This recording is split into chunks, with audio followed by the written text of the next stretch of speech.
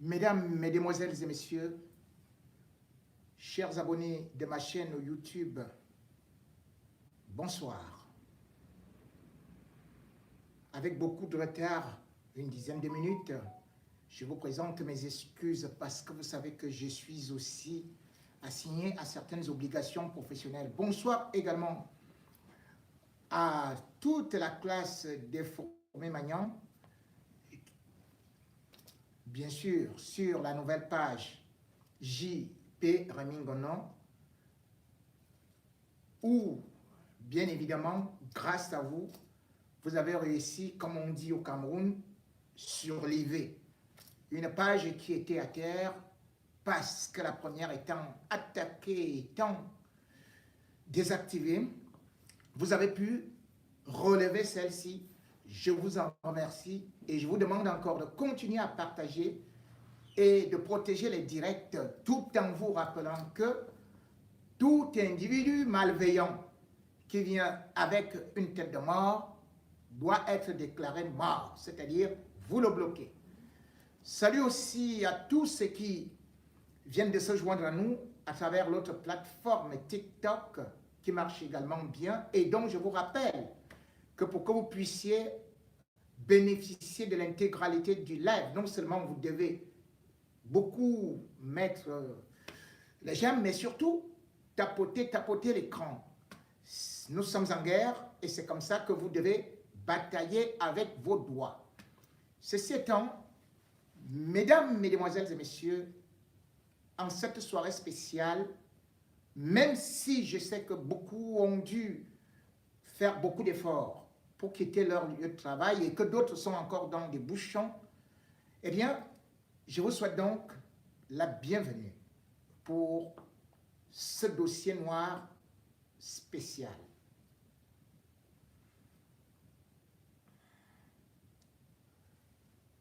Le renard est intelligent, mais celui qui le prend en sait davantage, disait Miguel de Cervantes en 1601.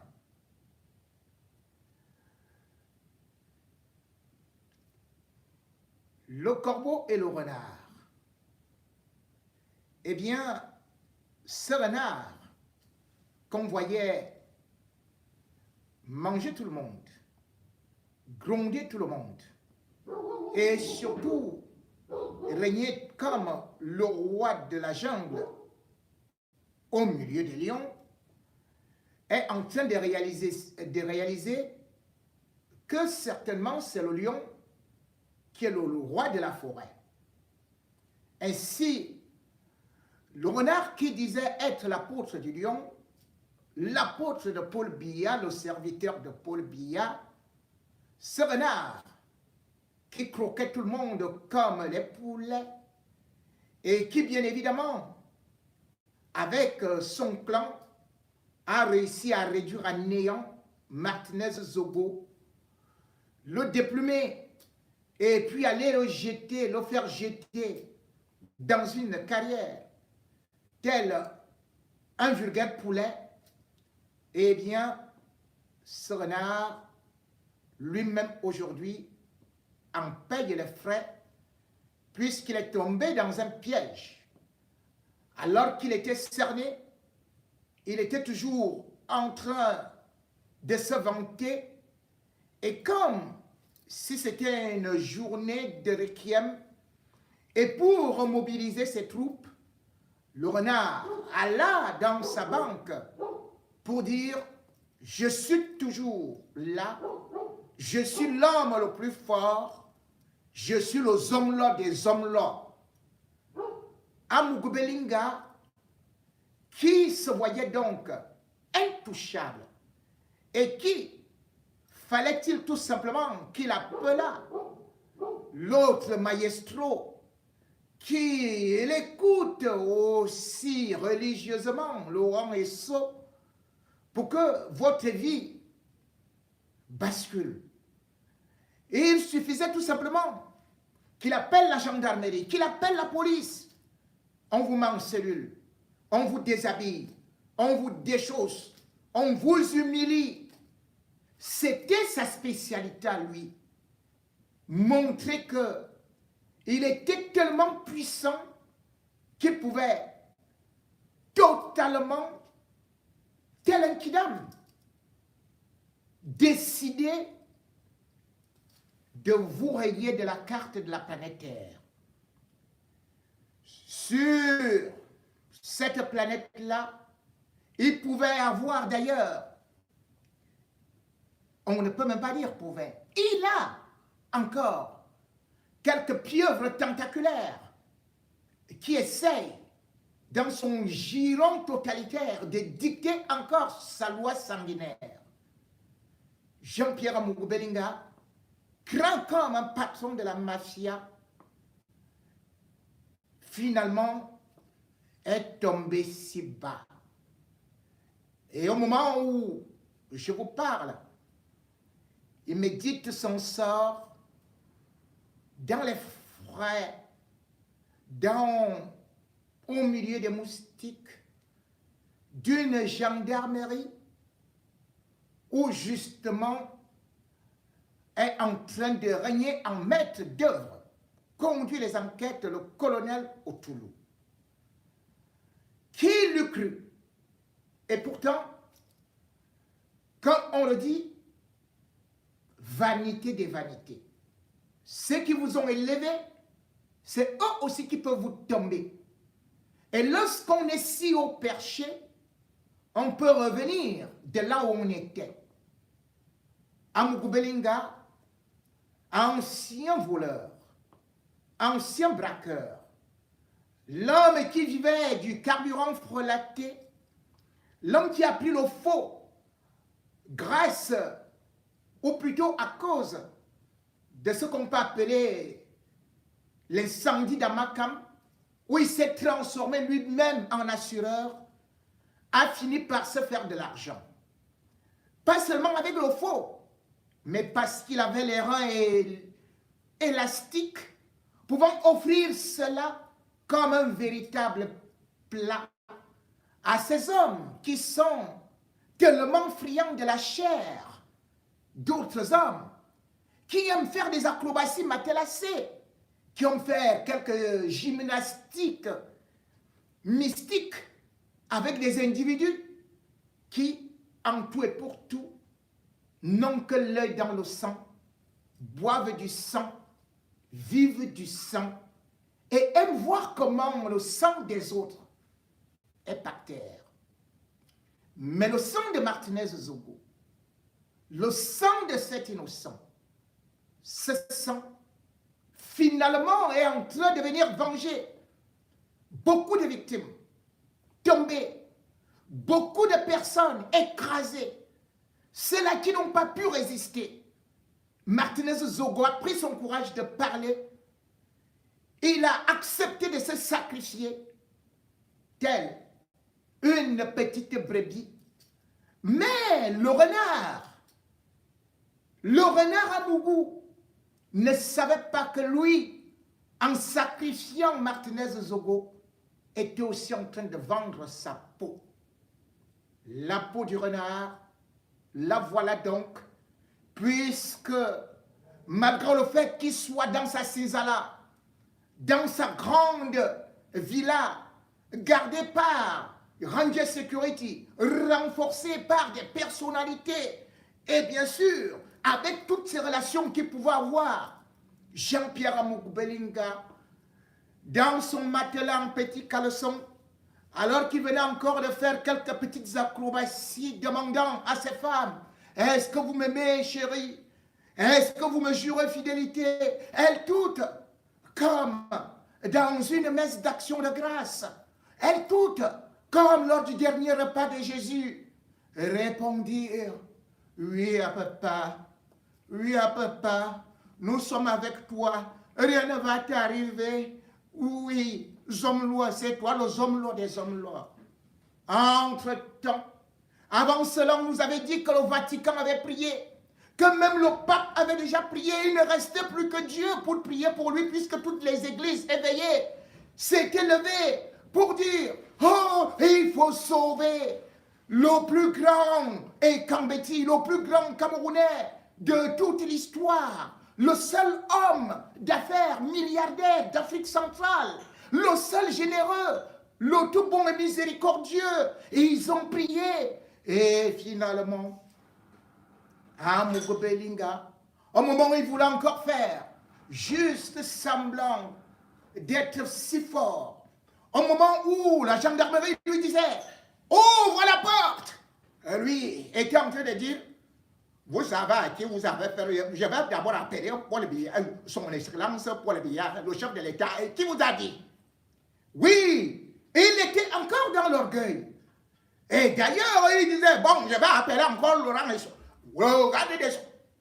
Le garde des Sceaux lui-même, et il avait déjà pris le seau pour mettre sur sa tête, attendant l'instant T où il va entendre « À toi le tour ».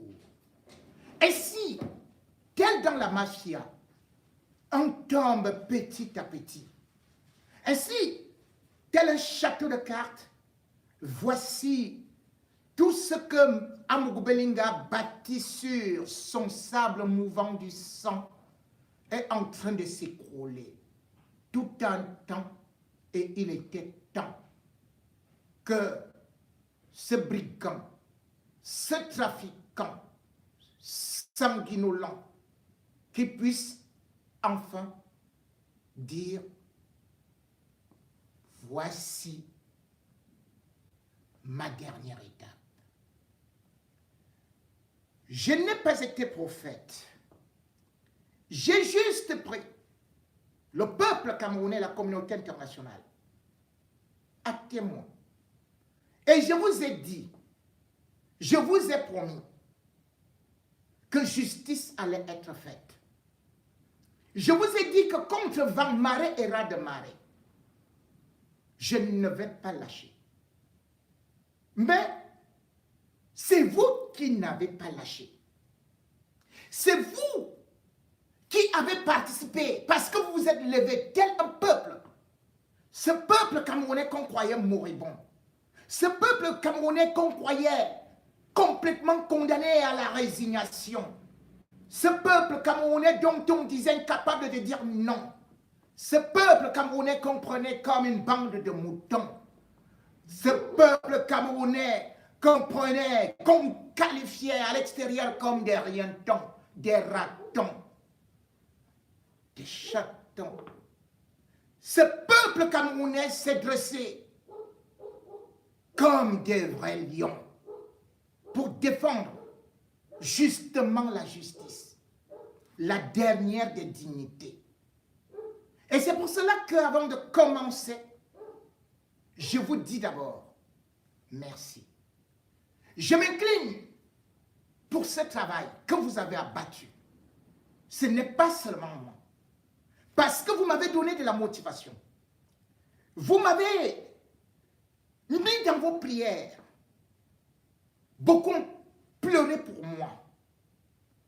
Et puis, à côté, il y avait des activistes qui se sont aussi mis en union, en fusion, pour dire non. C'est pour cela que le CCD a d'ailleurs organisé avec toute la diaspora combattante, les femmes indignées, les Bobitana, sans oublier bien sûr les autres organisations panafricaines qui n'ont pas tout simplement dit « nous laissons cette histoire aux Camerounais ». J'ai vu des Ivoiriens, j'ai vu des Congolais, j'ai vu des Guinéens, j'ai vu des Sénégalais. Et que dire? Des Français. J'ai vu la communauté internationale dire non, non, non, pas ça, non. Oui, c'est une victoire collective ou un début de victoire collective. Parce que nous ne sommes qu'au début d'un match. Parce que je vous le disais vendredi, c'est comme la Ligue des Champions. Oui, ils ont cru marquer un but. En fait, c'était plutôt une balle par derrière qui a fait trembler les filets. Et ils ont vu leur ange sortir avec des habits blancs, ne sachant pas que Comme on dit chez les Ekambeti, quand on tape le tam-tam et que vous entendez déjà trop de résonance, c'est que bientôt, il va se percer. Les gens, ceux-là, comme dans le Titanic, n'ont pas vu couler leur empire. Comme dans le Titanic, ils ont espéré un retournement des situations. Comme dans le Titanic, ils ont cru en leur richesse, en leur force, en leur relation. Comme dans le Titanic, ils ont cru qu'ils étaient immortels. Comme dans le Titanic, ils méprisaient le peuple, le bas peuple. Comme dans le Titanic, ils ont été pris au dépourvu. Et quand le dernier son, la dernière cloche est arrivée, ils se sont rendus compte qu'ils ne pouvaient rien et qu'ils étaient devant Dieu. Les yeux de Dieu, la voix de Dieu, c'est d'abord le peuple. Et c'est pour cela que, au-delà du peuple, il y a des leaders. Des hommes politiques ont fait des communiqués. Mais quel travail d'araignée, quel travail de fourmi a été effectué au niveau des réseaux sociaux. J'ai dit à mes jeunes confrères, à mes frères, qui ont travaillé durement sur ce dossier, merci. Merci à Zumanto. Merci à Valserou. Merci, un grand merci à Calixte Beyala. Merci du fond du cœur à Claudicia. Merci à l'Infoca. Merci à tout ce que vous avez fait. Que ce soit les Paul Tchouta, les David et Boutou. Étant là-bas au pays, vous n'avez pas eu peur. Vous avez montré que vous avez des côtes. Vous avez montré que vous êtes capable d'aller au bout du sacrifice. Merci à One Love. Merci à Lady Ponce. Vous avez prouvé qu'au-delà des autres artistes qu'on croyait grands, mais qui ne sont en tout et pour tout que quelques mendiants loqueteux vivant comme des sangsues et attendant quelques petites soirées pour être invités au palais ou pour aller encore remercier les hommes-là des hommes-là parce qu'ils ont eu un passage à la télé. Eh bien, vous vous êtes écarté de là. Tout comme Lolita, vous avez dit non, nous allons travailler. Et vous avez travaillé. Nous allons dénoncer, rendre hommage à Martinez Zogo. Vous l'avez fait. Vous le savez, je ne suis pas ingrat. Et si je vous oublie, c'est parce que je ne peux pas citer tout le monde. Parce que chacun d'entre vous a travaillé. Et je vous le dis, nous ne sommes qu'au début d'une révolution. Nous ne sommes qu'au début de notre émission. Nous ne devons pas laisser notre nation, ou même encore notre continent, l'Afrique, entre les mains des charentons, entre les mains de ceux-là qui ne savent que nous tenir par l'oppression, la pression, la fornication, la compromission. Nous devons dire non à ces démons-là, qui longtemps ont fait que le peuple ait peur, peur de la mort, et que notre refrain quotidien devienne « Je veux voir mes enfants grandir ». Lorsque Martinez Zogo, j'ai senti que l'étau était en train de se resserrer sur lui. J'ai pris la peine de faire des alertes, de faire des émissions. J'ai parlé. Mais comme d'habitude, certains ont tourné cela en guérison. Et quand bien même il est kidnappé, je lance l'alerte et comme d'habitude, beaucoup d'autres ont voulu encore détourner cela en se disant que c'était un complot, un montage de bas étage dont j'étais l'auteur. Et d'ailleurs, même lorsqu'on retrouve la dépouille de Martinez Zogo, avec les sévices corporels tels que je les avais décrits, ils ont dit que j'étais même complice. Et puis, lorsque je décrivais comment Martinez Zogo allait être kidnappé, et lorsque j'ai révélé qu'il a été torturé sous l'immeuble Ekan, j'ai donné le nom de Dida qui était le gardien. J'ai demandé aux autorités camerounaises, à la police, d'aller là-bas investiguer. Mais encore là, on disait, on a fait des hallucinations. Ce n'est pas possible. Mais voilà que subitement, grâce à certaines de ces révélations, le chef de l'État, Paul Biya, regarde, il se dit, mais comment a-t-il pu dire ça? Et ça s'est réalisé. Comment vous dit-il ceci? Et rien n'est fait. C'est là où Paul Biya, contrairement à ce que vous croyez, Paul Biya, lui, m'écoute. La première dame m'écoute. Et elle est en direct, comme vous êtes là. Tous les services secrets m'écoutent. Sauf, bien évidemment, ceux qui m'écoutent et qui viennent plutôt chercher à démentir mes informations sur des réseaux sociaux. Paul Biya aura donc une pression. Parce que justement, sur le plan des organisations internationales, et bien évidemment, lorsqu'il va demander au BIR de s'intéresser, eh bien, il y aura d'ailleurs un représentant de l'État israélien qui va travailler avec la gendarmerie pour comprendre et pour confirmer que oui, Martinez Zogo a bel et bien été tué dans ces conditions-là.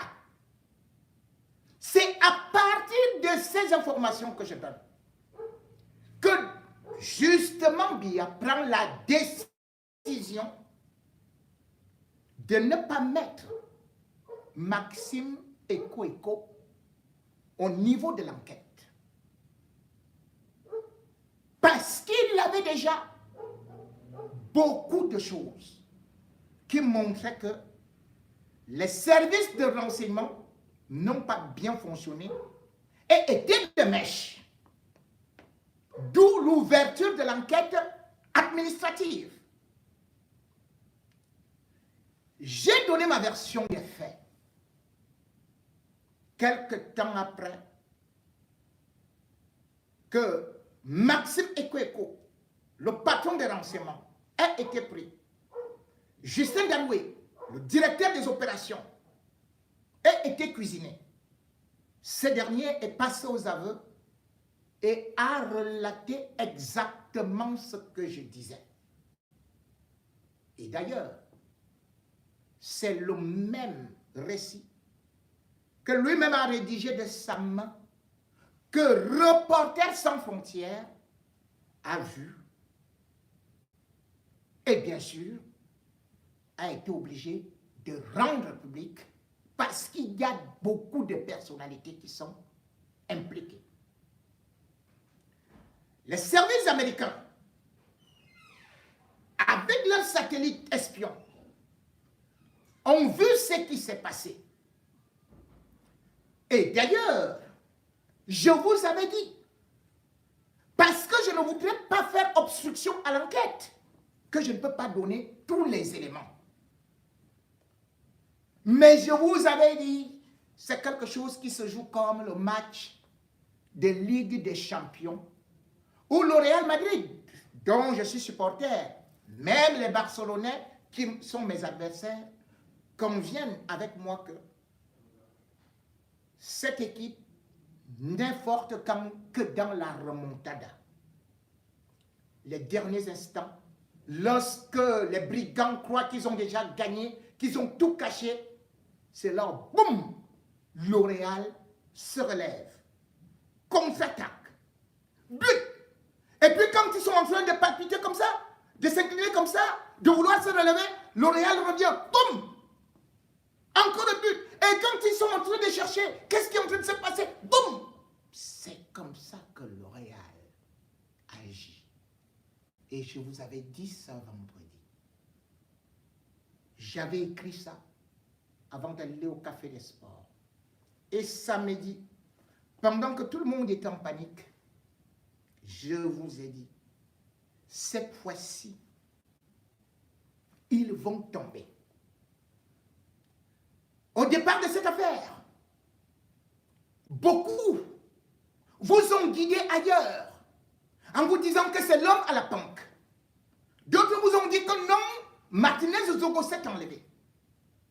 Je vais y revenir. Mais pour l'instant, nous sommes d'abord sur ce qu'il faut retenir aujourd'hui, à cet instant.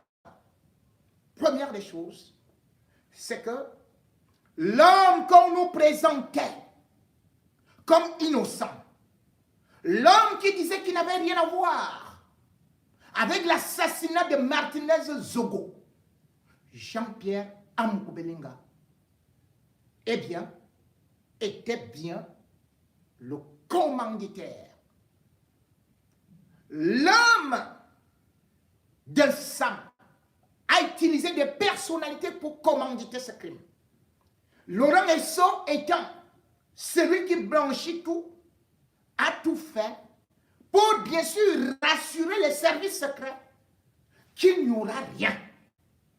C'est pour cela que Paul Biya a décidé de confier au regard de ces personnalités et de nombre de militaires, pas seulement des militaires, de tous les services de sécurité du Cameroun qui sont impliqués, eh bien l'affaire ira donc au tribunal militaire. Amoukoubelinga, convaincu qu'il était très fort, avait fait un défilé qui était encore ridicule, risible, parce qu'on ne peut pas défier l'État. Il était en train de défier Paul Biya. Il croyait défier Ngongo, alors qu'il était en train de défier Paul Biya, dont il voulait déstabiliser le régime. Et cette affaire n'est pas seulement l'assassinat de Martinez Zogo. Cette affaire, c'est un véritable coup d'État qui était prévu parce qu'il devait avoir un certain nombre de choses qui devaient se passer et dont je vais vous donner en détail les points saillants. Lorsqu'il a refusé de sortir, bien évidemment, c'est donc presque de force qu'il a été conduit. Et malheureusement, comme vous pouvez aussi le constater samedi, il était encore convaincu parce qu'il avait le détail de toutes les enquêtes.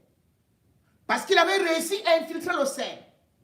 Et au CED, puisque Paul Biya a créé une collégialité, Amoukoubelinga avait déjà celui-là qui était le chef de la division des enquêtes judiciaires, Emmanuel Mani. Et bien évidemment, le commissaire divisionnaire, minute by minute, retransmettait tout à Bruno Bidjan. Lequel Bruno Bidjan envoyait tout à Jean-Pierre Amoukoubelinga.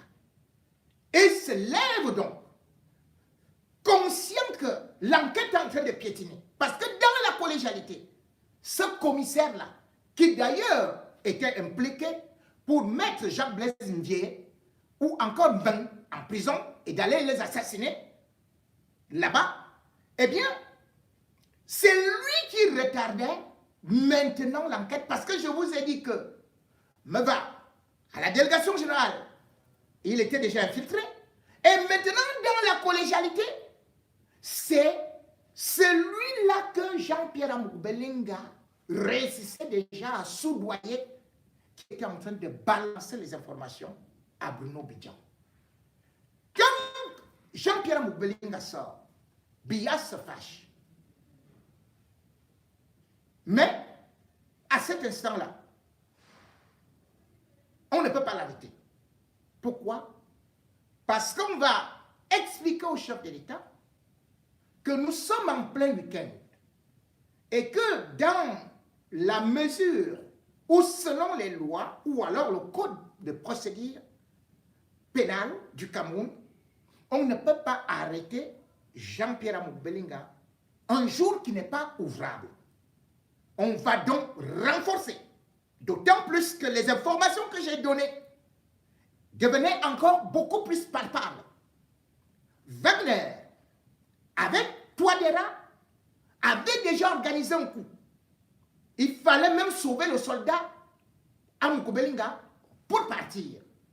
Wagner, les éléments de Wagner, au moins 8, sont actuellement au Cameroun. Ils sont dans la nature, prêts à bondir. Mais sauf qu'ils ne pouvaient plus faire sortir Jean-Pierre Amougou Belinga. Il était donc cerné, attendant l'heure ouvrable. C'est pour cela qu'on le prend à l'heure ouvrable de lundi. C'est-à-dire aux alentours de 6 heures. On peut déjà venir chez vous, on vous prend. On aurait pu le prendre à 4 heures du matin, 3 heures du matin, ou n'importe quelle heure. On aurait pu le prendre même samedi. Mais non.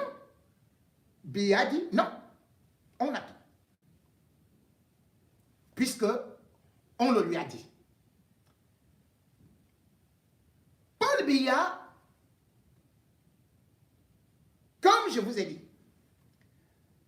écoute, même s'il est fatigué, mais avec son pouvoir, il ne s'amuse pas. Et il a compris qu'Amougou Belinga était très dangereux. Mais jusque-là, l'État du Cameroun ne connaît même pas le degré de dangerosité de Jean-Pierre Amougou Belinga. Parce que il a mis un réseau terrible pour déstabiliser le Cameroun et bien évidemment organiser, lancer les marches. Jean-Pierre Amougou Belinga s'est servi, ou plutôt Touadéra et les Russes se sont servis de Jean-Pierre Amougou Belinga. Lorsque vous le voyez, il va en République centrafricaine et il y a beaucoup de choses qui ont été négociées là-bas. Il quitte le Cameroun le 30 mars 2022. Et quand il arrive là-bas, il réussit donc une fois de plus à se mettre avec Touadéra parce que c'est le DCC qui va convaincre Biya à le laisser partir voir Touadéra. Il va partir là-bas. Mais ce qui va se décider, c'est que il faut anticiper parce qu'ils disent que Ngongo prend de l'avance et qu'il faut organiser une révolte au Cameroun.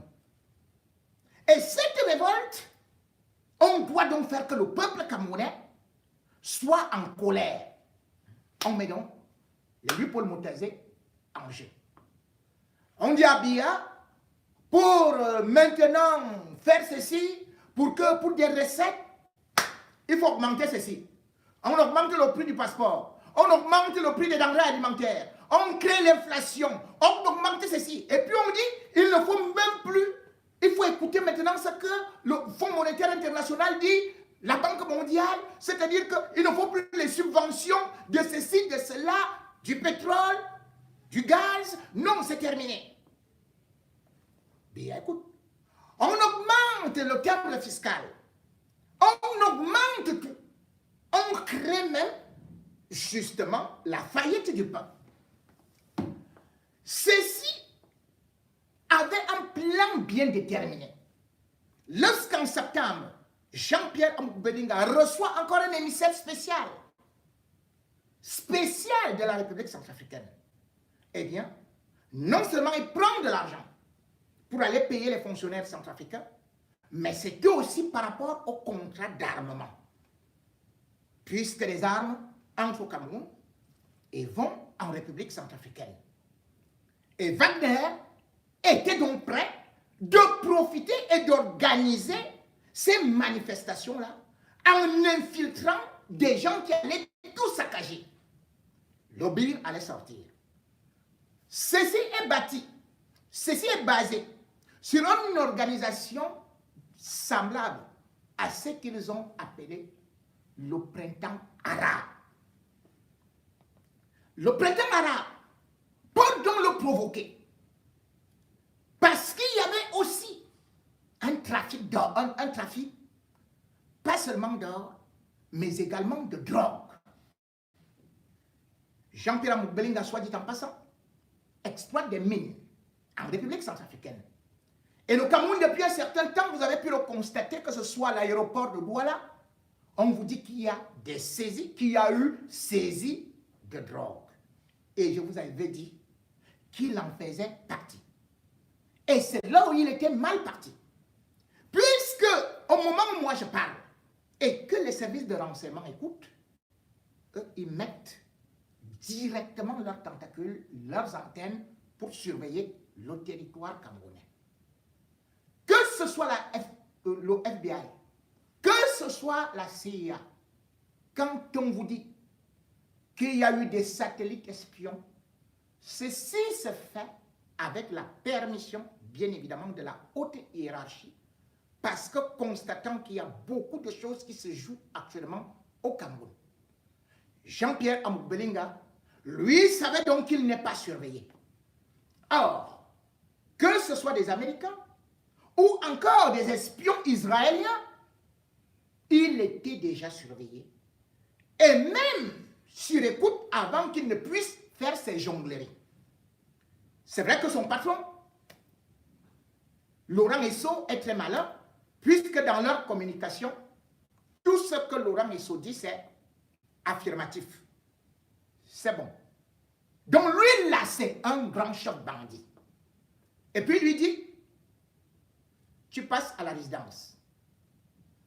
Quand Amourou passe à la résidence, il parle face to face ou au bureau. Mais dans la plupart des cas, c'était à la résidence. Ces mots codés ont fait de telle sorte que les services secrets étrangers se disent qu'il y a quelque chose qui est en train de se passer, de se parler. Or, Laurent Esso, comme je vous le dis, derrière cette prise de pouvoir, c'est lui qui, bien évidemment, était déjà bien placé, parce que d'un côté, il y a des querelles ou des bagarres entre Boulou, Nanga, Nordiste et tout. Mais Laurent Esso, on ne le voyait pas venir. On voyait même quelqu'un qu'on appelle peut-être lui Paul Moutazé. C'est un grand financier. Mais au niveau de ce qu'on peut dire, celui qui a l'ancienneté, qui a le réseau et qui ne parle pas, et à qui Biya fait terriblement confiance, c'est Laurent Esso. Jean-Pierre Amouk-Bellinga a donc bénéficié de son impunité et a réussi à tisser tous ses réseaux grâce à Laurent Esso. Et bien évidemment, l'assassinat de Martinez Zogo tombe juste au moment où lui également est au courant que le Cameroun également est dans la ligne de mire des narcotrafiquants. Ce n'est donc plus seulement une affaire de détournement. Mais comme Martinez Zogo est pisté par un informaticien, Zam, il écoute, il va leur dire, c'est très très grave. Il sait déjà de quoi est-ce qu'on est en train de parler. Il décide donc, là, de l'éliminer physiquement.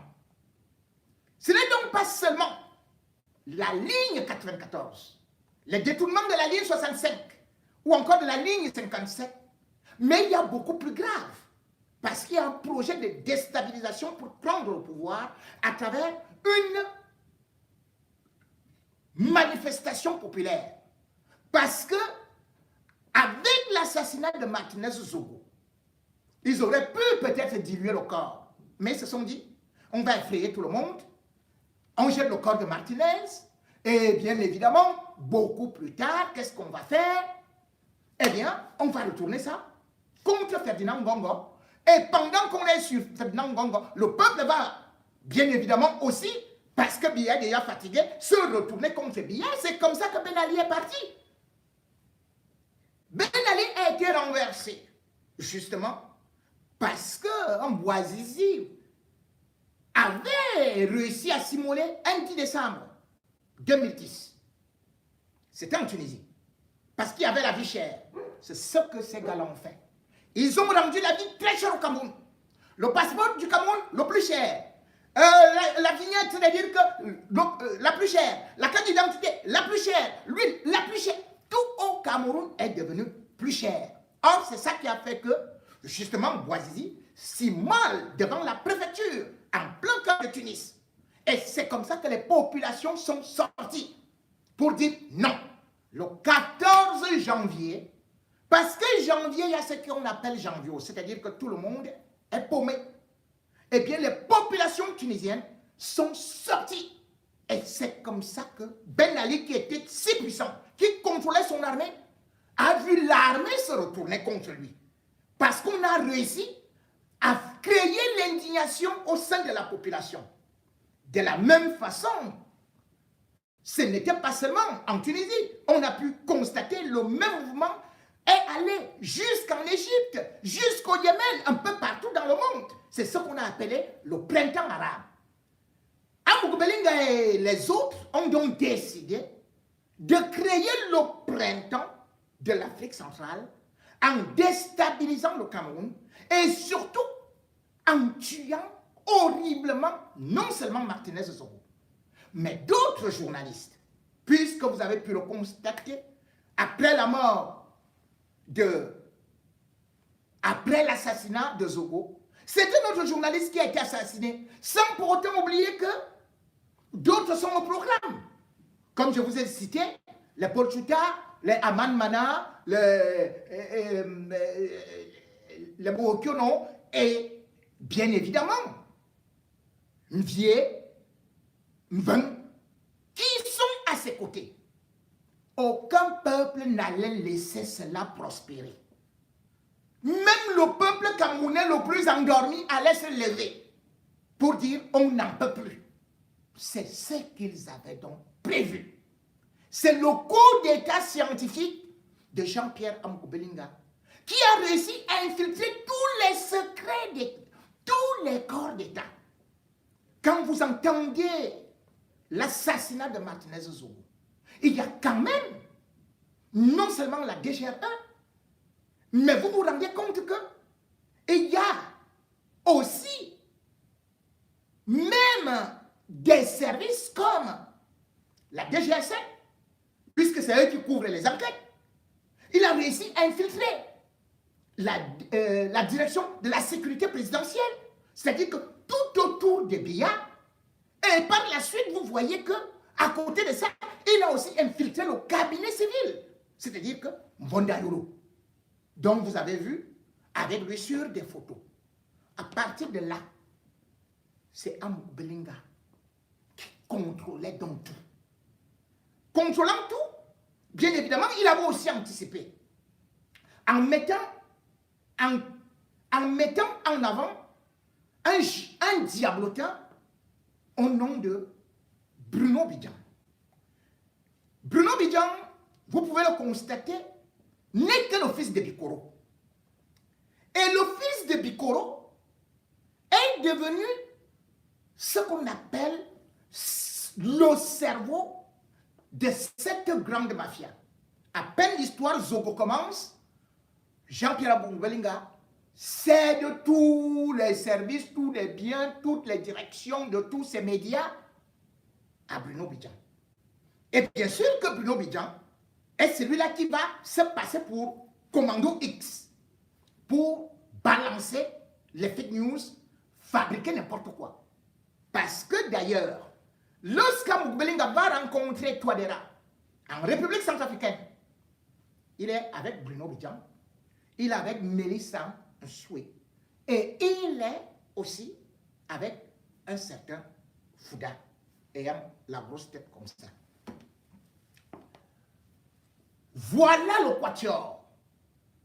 Et lorsque vous voyez comment est-ce qu'ils ont réussi à agir, parce qu'ils ont non seulement réussi à infiltrer le réseau des médias, ceux qui sont dans des réseaux sociaux, et bien sûr aussi certaines personnalités qui ont pris fin et cause pour la mafia, parce que c'était leur coup d'État. Bruno Bidjan, on peut le voir maigre comme un clou, on peut voir ses yeux vitreux comme un hibou, on peut le voir frêle, mais ce garçon a réalisé les pires coups de sa vie. Ce garçon a été et est pour Jean-Pierre Amouk Belinga, comme lui-même le dit, d'une fidélité à outrance, capable de vendre tout pour sa survie. En République centrafricaine, j'ai été informé de leur rôle là-bas, de ce qu'ils ont décidé là-bas. Et j'ai commencé à tirer sur Touadéra. Mais les gens ne comprenaient pas. Parce que je disais, ce qui est en train de se jouer en République centrafricaine va terriblement endommager, va terriblement créer le tort au Cameroun. Et personne, mais alors personne, ou alors on m'écoutait et on faisait semblant de ne pas m'écouter. Mais toujours est-il que, aujourd'hui, vous allez découvrir beaucoup de choses qui seront révélées, pas seulement sur Jean-Pierre Amouk Belinga. Donc c'est maintenant qu'on vient commencer à faire la perquisition de sa maison ou de ses bureaux. À quelle heure? Il a eu tout le temps d'enlever des documents compromettants. Il a eu tout le temps de dissimuler des choses. Il a eu tout le temps de se préserver. Et il a eu tout le temps de se préparer pour la défense, sachant qu'il a encore des arguments et surtout des gens qui sont dehors et qui travaillent pour lui, tels que Touadéra, sachant que, bien évidemment, si tombe, beaucoup de membres du gouvernement doivent aussi tomber. Peut-être que vous ne savez pas quelle relation charnelle il y a entre Jean-Pierre Amouk Belinga et celui qui joue le tam-tam du RDPC et qui chaque fois quand Maurice Kamto veut parler, il agit. Celui-là s'appelle Jacques Famendongo. Jacques Famendongo que vous voyez là, ce zozo-là, qui dit qu'il aime Paul Biya, il est dans ce coup-là. Voilà donc des gens qui passent le temps non seulement à voler de l'argent, mais alors que Jean-Pierre Amouk Belinga était considéré comme un grand mafieux, il a invité au niveau de l'université pour se faire applaudir. Et bien sûr, vous ne pouvez pas vous rendre compte qu'avec tout ça là, ils utilisent la même femme. Cette femme-là, c'est Bruno Bidjan. Bruno Bidjan, avec le patron des détournements, c'est-à-dire, lorsque vous voyez Sylvain Bondo, c'est avec Bruno Bidjan, directeur de la programmation, là où tout le faux se fait. Vous regardez à côté, Amouk Belinga lui-même, encore la Wolwos, Bruno Bidjan. Vous regardez chez Famendongo, La même Wolwos, Bruno Bidjam. Vous regardez encore chez Motaz. La même Wolwos, c'est Bruno Bidjam.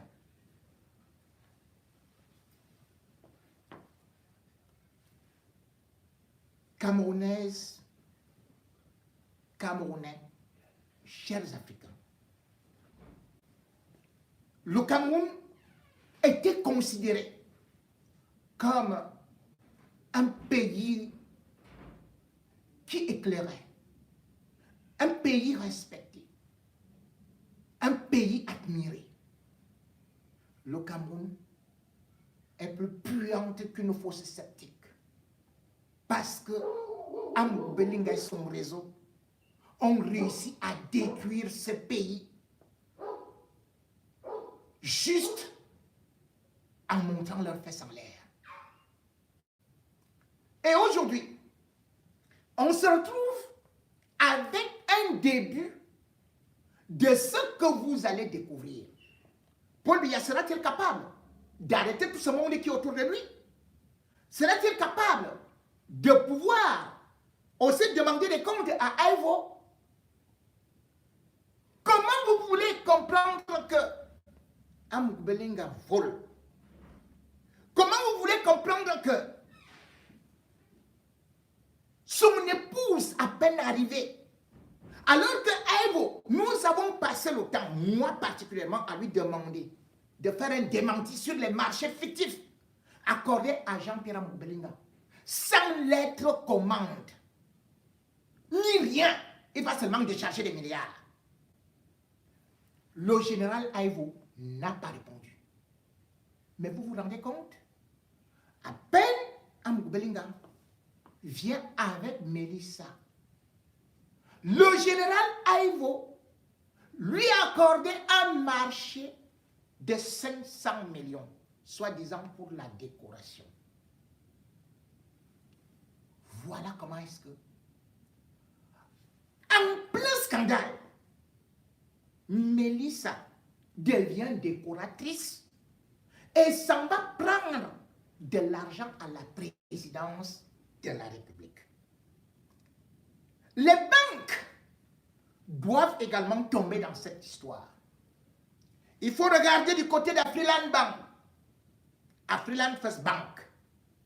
Qu'est-ce que Jean-Pierre Amadou Bellinga fait là-bas avec Vision Finance? Puisque Vision Finance est une usine de blanchiment utilisant Afriland First Bank comme une succursale. Comment peut-on imaginer que, par exemple, Vision Finance, les salaires des hommes en tenue passent là-bas, dans cette caisse d'épargne? Qui a autorisé ça? C'est lui, Paul Motazé. Lui, Paul Motazé, doit nous expliquer comment de 2017 à 2020, Amadou Bellinga a pu prendre 36 milliards dans les caisses du Trésor public. Cet argent servait à quoi? Lui, Paul Motazé. Est-ce que vous pouvez dire, là où les sociétés d'Amadou Bellinga payaient les impôts, c'est lui, Paul Motazé, qui a décidé du dégrèvement? Quand bien moment on découvre que Amadou Bellinga vient de pomper 100 milliards à la présidence et qu'il faut payer les impôts de 30 milliards, il va à 11 milliards. Après, il fait encore un dégrèvement jusqu'à dire que c'est maintenant moins de 2 milliards. Qu'est-ce que lui, Paul Motazé, cherche encore dans ce gouvernement-là? Quel projet a-t-il conduit? Qu'a-t-il fait? À part alimenter la République centrafricaine, alors qu'il savait que cet argent-là servait pour le coup d'État. Martinez Zogo n'est que cette étoile filante qui au milieu de l'obscurité est apparu pour un petit jet de lumière. Et comme le démon n'aime pas la moindre lumière, on a dit, éteignons-la pour que nous soyons dans l'obscurité. Mais cette obscurité aujourd'hui, les yeux sont ouverts, tels des phares, braqués vers cette actualité, où on découvre que des personnalités qu'on n'aurait jamais imaginé se retrouvent dans cette sauce-là. Quand je vous ai parlé du colonel Etunde Soué, qu'est-ce que les gens ne m'ont pas dit? Que j'étais en train de mentir, que j'étais en train d'affabuler. Et je vous ai dit, mais attendez, où est-ce que le corps de Martinez Zoga a été retrouvé? Sauf village du colonel Soué. Le colonel Soué est en train de nier actuellement qu'il n'en sait rien. Lui qui a fabriqué des monstres avec Ranger Security. Certains vont dire que non, il n'y avait pas. Je vous dis bien qu'il y a des éléments de Ranger Security. Beaucoup sont en fuite. Et d'ailleurs, dans le rapport, il est bien dit qu'on n'a pas encore arrêté tout le monde. Par exemple, le chauffeur de Jean-Pierre Amoubou-Belinga, lui-même a pris fuite.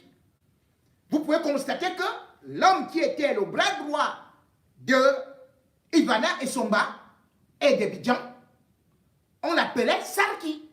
Il est en fuite. Et il y a des gens autour de Jean-Pierre Amoubou-Belinga qui ne sont pas là.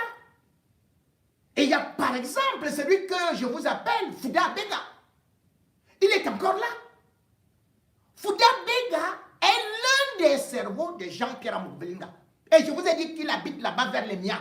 Allez l'arrêter. Vous allez découvrir beaucoup de choses incroyables, insoupçonnables. Vous avez pu constater que subitement, Ivana Somba s'est déconnecté de Facebook. Vous avez constaté que Mélissa subitement n'est plus sur Snapchat. Elle qui pourtant nous disait, se vantait que on a dit que tu étais, machin, oh quoi, oh ça, te voici non. N'est-ce pas, je vous disais? Inès Amoubou-Belinga. Inès Belinga plutôt. Celle qui a signé le communiqué, qui ne connaît même plus son nom. Prenez cette fille-là. Vous allez comprendre beaucoup de choses. Inès Belinga a accompagné plusieurs fois Jean-Pierre Amoubou-Belinga ici, à Paris. Et bien sûr, ou d'ailleurs, Amoubou a acquis une maison non loin de celle de Véa, au 3 rue Garnier, dans le 92, bien évidemment, c'est le quartier des riches. Une certaine gars qui était à l'époque là-bas, c'est elle qui est souvent là. Mais la maison est au nom de Elisabeth Amoubou-Belinga. Je devrais vous dire que Inès Belinga est la femme des partous et qui maîtrise beaucoup de choses. Prenez-la.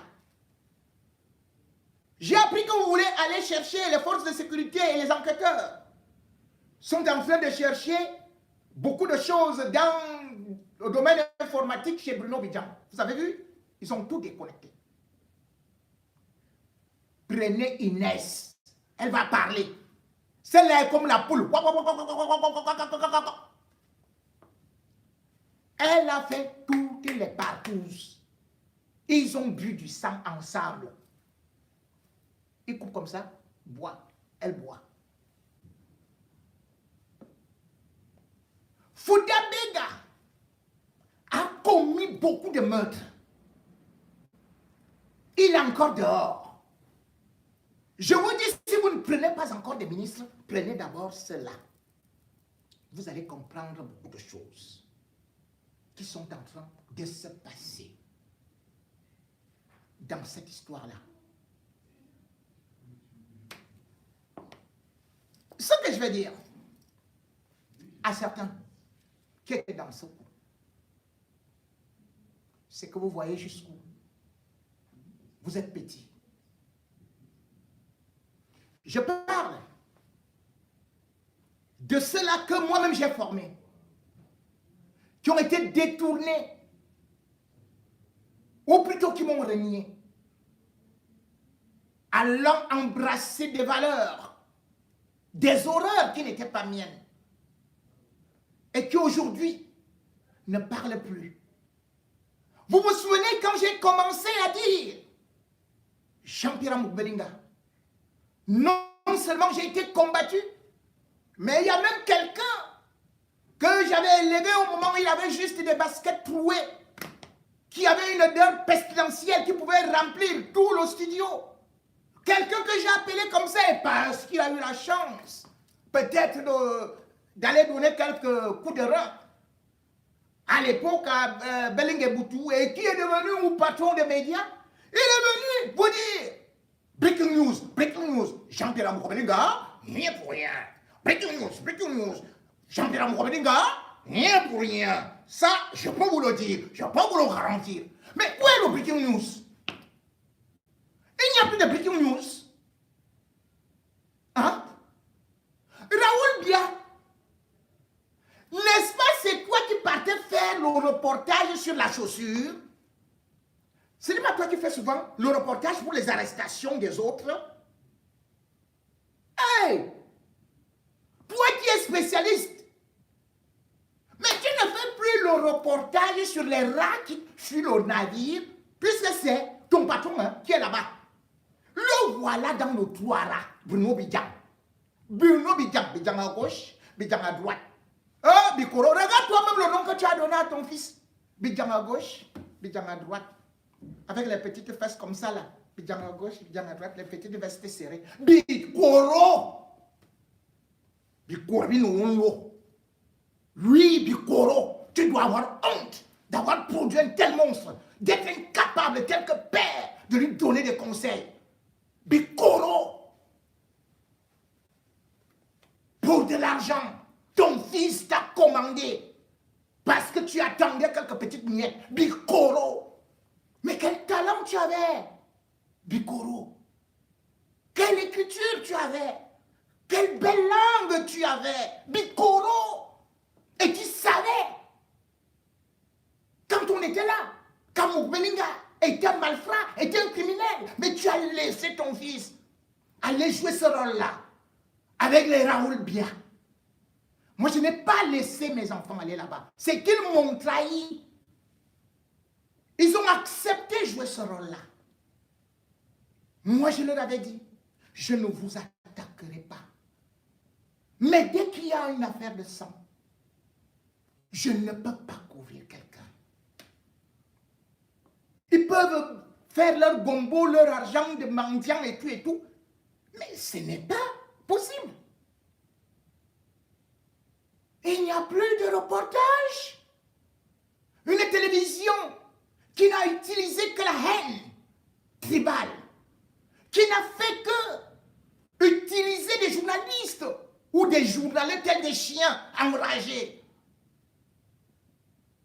pour mordre les mollets, pour discréditer ceux qui valent quelque chose.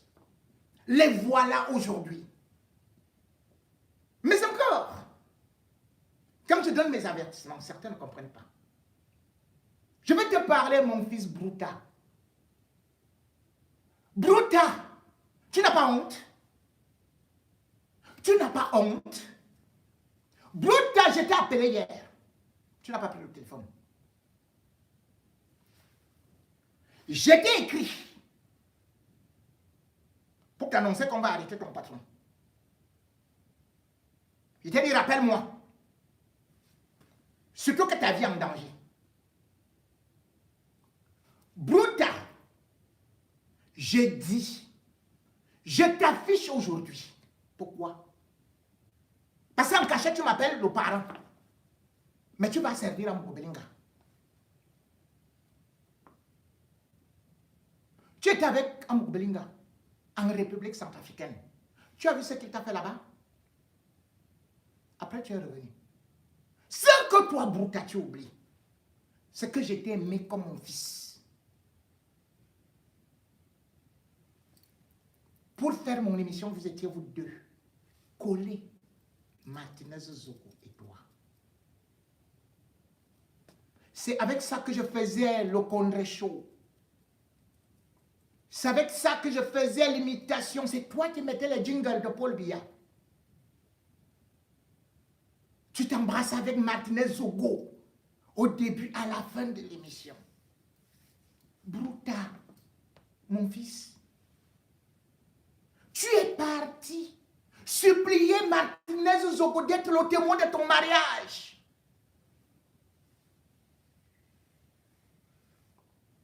Martinez Zogo a été le témoin de ton mariage. Tu as vu comment Ambelinga l'a tué. Et tu savais que c'est Amgo qui l'a tué. Tu le savais. Tu as été incapable de mettre même Rip Martinez, le parent de ton mariage, ton plus grand ami. Et tu veux me fuir? Moi, je te dis tout simplement, fuis. Ce n'est pas parce qu'on va t'arrêter par rapport à cette enquête-là. C'est parce que les gars de Wagner vont éliminer tous ceux qui connaissent quelque chose. Tu es parti faire la photo avec Amgo Belinga. C'est toi qui l'accompagne à gauche et à droite. Tu sais ce qu'Amgo Belinga t'a fait. Mais tu pars t'afficher. Moi, j'appelle seulement le peuple camerounais à témoin. Parce qu'ils sont dehors. Il y a encore des gens d'Amgo Belinga dehors. Et surtout, il y a les gens qui sont venus de la République centrafricaine. Et il y a les mercenaires qui ont traversé, qui ont dit Amougou. Il est en train de les afficher. Et ceux qui sont dehors doivent disparaître. Touadéra a fait un conseil spécial de sécurité. Dès qu'il a entendu qu'on a pris Amougou Belinga. C'est pour ça que je t'appelais toi Brouta, comme j'ai appelé Martinez. Parce que je sais que si on ne te dit pas, on va aussi trouver ton petit cadavre quelque part là-bas. Couché. Laisse les Martial Oona. Ils ne sont pas de ta promotion, de ta génération. Peut-être vous êtes de la même génération, mais ces gars-là, personne ne t'aime. Vous tous qui venez de l'école de J. Reningono, Amougou vous a détourné pour se faire une santé et pour me prouver qu'il pouvait, s'il ne pouvait pas me recruter, s'il ne pouvait pas me corrompre, qu'il allait vous corrompre. Et vous vous laissez faire. L'affaire que vous voyez là est très très grave, cher Camerounais. Et c'est pour ça que je vous demande de ne pas lâcher un tout petit instant. Parce que l'argent du peuple camerounais est entre les mains des gangsters. Vous ne savez pas. Il y a quelqu'un qui est caché, que vous ne voyez même pas dans cette affaire-là, qui finance de l'argent à gauche et à droite. Fouda Bega, lui, il est cherché des missions spéciales avec danger. Danger, dans certains coups et dans certains assassinats, c'est lui qui agit. Mais il faut savoir que lorsqu'il y a de l'argent qui doit venir, il y a quelqu'un d'autre qu'on appelle Norbert Ebodé. Norbert Ebodé.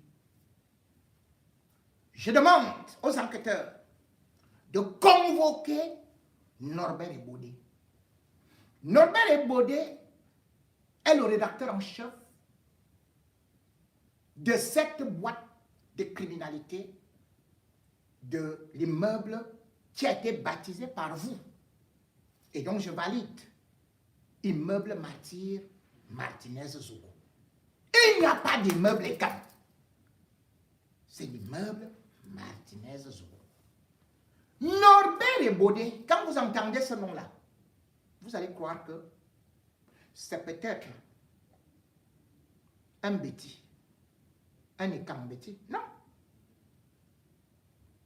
C'est un Bassa de, je crois, vers Kenglikok. Il est du côté de chez Ricobertson. C'est-à-dire que là-bas, il y a les Betty et il y a les Bassa. C'est ce gars-là qui sort donc de l'argent pour financer les opérations. Et les deux qui distribuent de l'argent, c'est Bruno Bidjan et c'est Norbert Ebodé. Pourquoi je parle de Norbert Ebodé? Parce que je vous avais révélé, preuve à l'appui, que j'ai été contacté par un envoyé spécial de Jean-Pierre Amour-Belinga pour me débrancher, pour que je vienne vous raconter des bêtises, comme les autres qui ont touché partout. Alors, on charge donc Norbert Ebodé de pouvoir m'envoyer au moins 100 millions.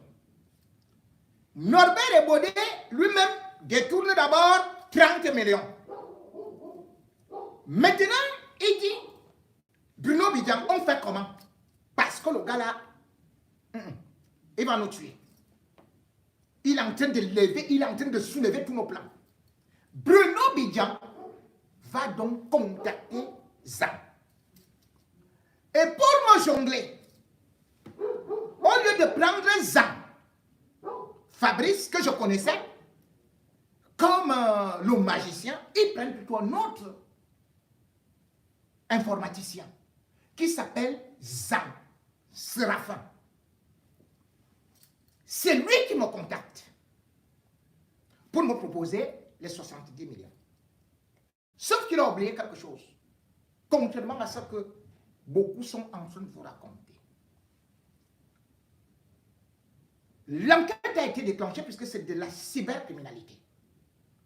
On va donc découvrir que cette puce, la puce qui m'a contacté, a été achetée en Tunisie, dans une ville qu'on appelle Gramat.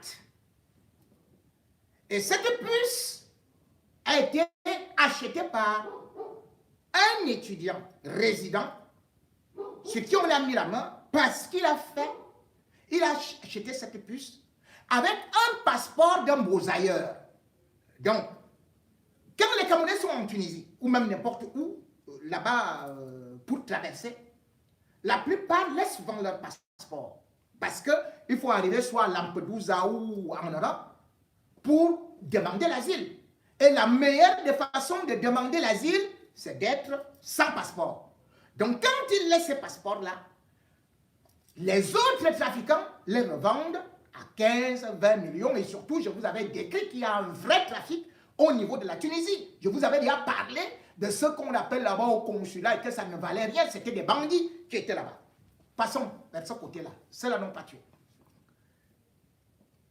C'est donc avec cette puce-là que Zan Séraphin me contacte. Quand il se présente comme Zan, je sais que c'est Zan le magicien. Moi, je n'ai fait que regarder donc du côté des Zan magiciens. C'est suite aux enquêtes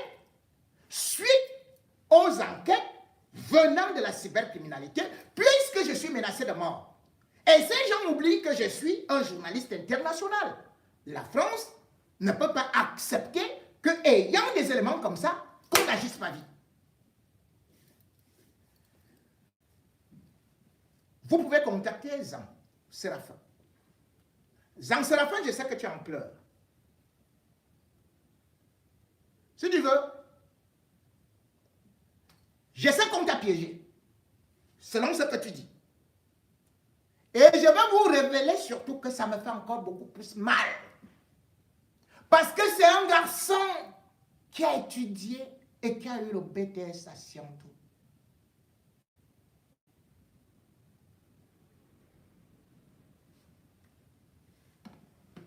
On lui a donné 6 millions.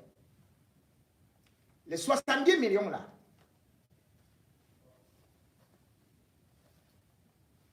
Monsieur Ebodé, Norbert, les 70 millions là, puisque c'est à moi, et comme je ne veux pas, va donner ça dans un orphelinat, en attendant qu'on t'arrête. Tu sais que je connais tous tes dossiers, non? Tu sais, non? Bon. Ce que je vais dire à Zan, bien évidemment, je sais qu'on t'a donné 6 millions. Je sais que tu as dépensé un peu d'argent là-dessus. Rembourse-leur l'argent. Rembourse. Vous savez, l'argent de Satan ne profite pas. Zan, je suis au courant que c'est toi qui as fait le site internet de Vision 4. Zan, je sais combien tu as pris pour le site de satellite. Je sais aussi que c'est toi qui as fait le site de Vision Finance. C'est toi qui as aussi fait le site mafieux de Vision Assurance. À tous les enquêteurs du Cameroun, surveillez le site et surveillez cette entreprise qu'on appelle Vision Assurance. Vision Assurance appartient à Mélissa. Mélissa, la femme d'Amoko Belinga.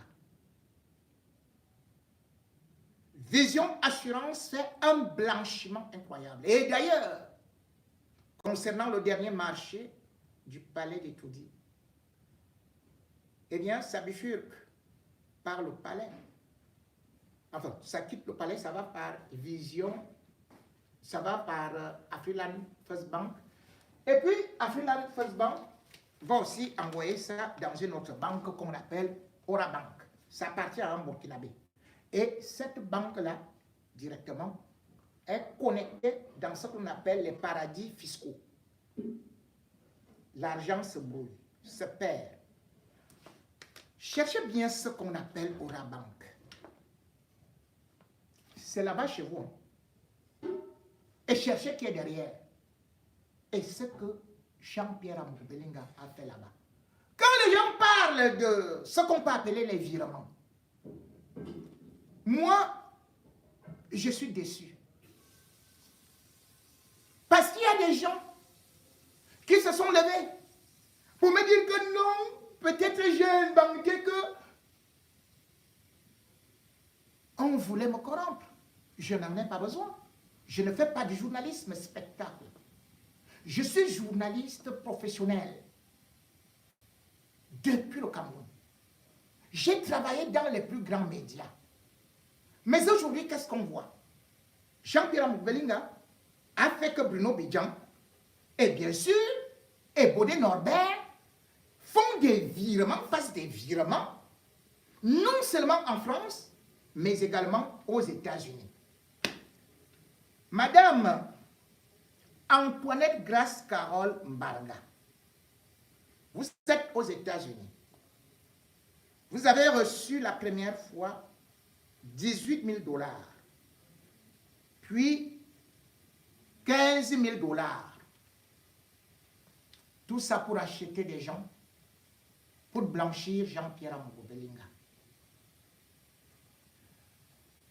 Vous dites là-bas que vous faites dans l'humanitaire. Vous voulez que je branche le FBI derrière vous? Vous voulez que je vous affiche? Vous voulez que je dise tout l'argent du sang que vous avez déjà bouffé du Cameroun?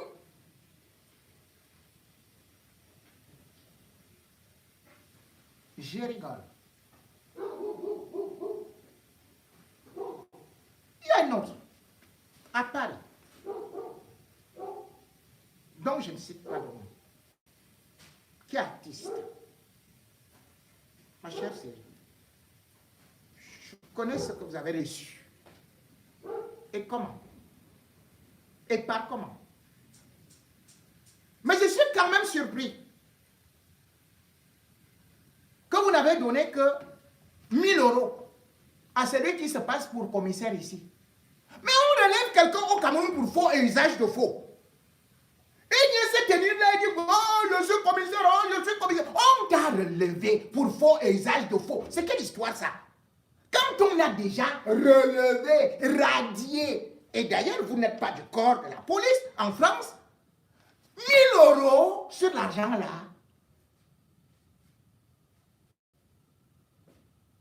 Ah, mon frère. Donc c'est toi qui es moins cher comme ça? Les autres, il y a un là, l'éleveur de poulet là, qui est parti faire au Cameroun et il est revenu ici. Le prototype de vagabond. Son problème, c'est de parler de J.P. Remingono matin, midi, soir. Je ne le connais même pas. Mais lui, au moins, il a reçu 9 000 €. C'est mieux que élever les poulets, vendre les œufs. Mais sur le sang de Martinez Zogo, n'avez-vous pas honte de passer votre temps à insulter l'intelligence des Camerounais? D'insulter mon intelligence? De me calomnier alors que je me bats pour vous? Vous fabriquez des histoires qui n'existent pas. Vous défendez quelqu'un en vous prenant comme étant de sa tribu. C'est pour ça d'ailleurs que vous voyez Ebodé. Quand vous voyez ce nom-là, vous croyez que c'est un Ekambeti. C'est un Bassa. Et c'est ce Bassa-là qui d'ailleurs a favorisé les détournements de l'IEP-Limal. Ce sont les mêmes individus qui nous ont présenté Émile Parfait Sim, qui est parti se réfugier en République centrafricaine comme étant un grand homme d'affaires. Ils vous ont escroqué. C'est une association de malfaiteurs. Combien d'argent les Camerounais ont perdu dans l'IEP-Limal? À cause de ces mêmes gens-là, qui viennent vous dire que Abou Belinga, je suis jaloux de lui, je suis ceci, je suis aigri, je voulais travailler à Télé Quoi Sud. Maintenant, quand le blanc vient d'en parler, quand Reporters sans frontières vient parler, vous connaissez ce que c'est que Reporters sans frontières? Reporters sans frontières a donné exactement tout ce que j'ai dit. Reporters sans frontières est jaloux d'Abou Belinga. Reporters sans frontières, c'est pour les Bamileke. Reporters sans frontières a faim. Ce n'est pas quelqu'un qui s'appelle Reporters sans frontières, c'est une organisation. C'est-à-dire que pour corrompre tout Reporters sans frontières là, accoucher ce communiqué là, cela veut dire que vous allez prendre tout le budget du Cameroun. Donc, Reporters sans frontières a menti. Puisque c'est moi, J.P. Remingono, qui ai menti. Maintenant, ce que les organisations internationales disent, avec images satellitaires à l'appui, imagerie satellite à l'appui, vous continuez à parler, vous continuez à vouloir démontrer que je suis en train d'affabuler. Vous dites que c'est une façon de vouloir déstabiliser le Cameroun alors que c'est Paul Biya qui diligente l'enquête. Vous dites que vous êtes pour Paul Biya, mais vous combattez la justice et les actions mises par Paul Biya devant. Et il y a un autre qui se lève là comme un facochère.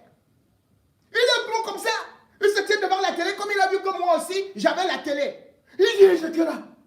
Tu le vois là. Il a un ventre rondouillé comme l'hippopotame. Appelez-moi J.P. Remingono. Tu es mon frère. Tu es mon confrère. Moi, je suis journaliste. Toi, tu fais le Congo ça avec les filles du quartier.